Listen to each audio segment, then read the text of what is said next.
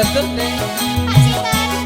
Mas Betul. Mas Bedut, susu Mas. Tadi iki guyon nek wong tawa susu.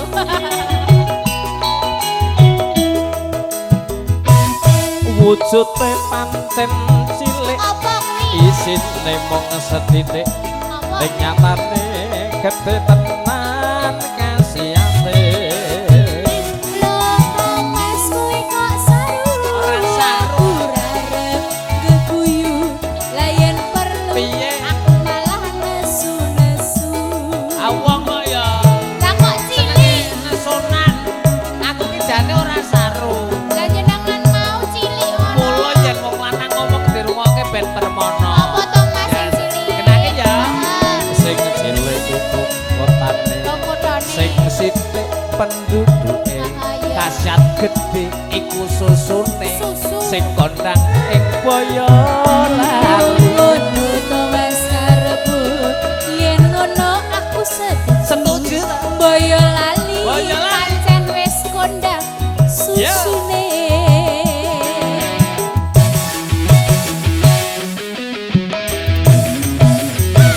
Sing sapa wis ngrasake mesti takon tunggale. Takon tunggal. Yen aku mesti padha kangene.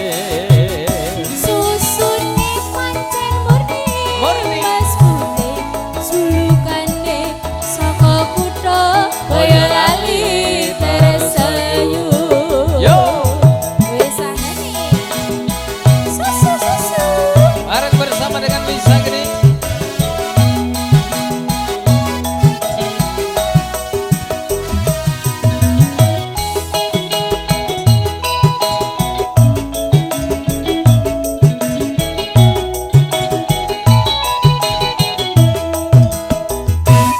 Wujude pancen cilik, Apa kuwi Mas? isine mung sethithik. Saru. Ning nyatane Heeh. gedhe tenan kasihate. Yo, Mas kuwi kok saru. Aku lain perlu aku malah nesu-nesu. apa kok ora arep nesu? Lah jenengan saru kok, Mas. Aja darah tinggi nang nak stroke. Lah sing cilik kuwi mau apa? Lah mula kuwi dirungokke sing temen. Ayo.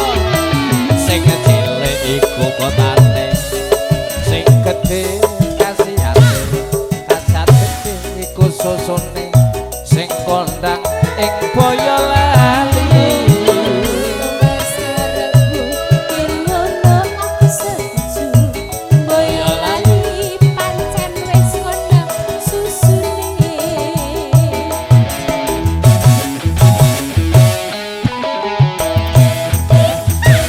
Sing sapa wis ngrasake mesti takon tunggale. Yen ado mesti padha kangane. Susune pancen murni Mas putih sulukane saka kutha Boyolali Tersayur. Saka kutha Boyolali Tersayur. Satu tebaknya ada susu murni.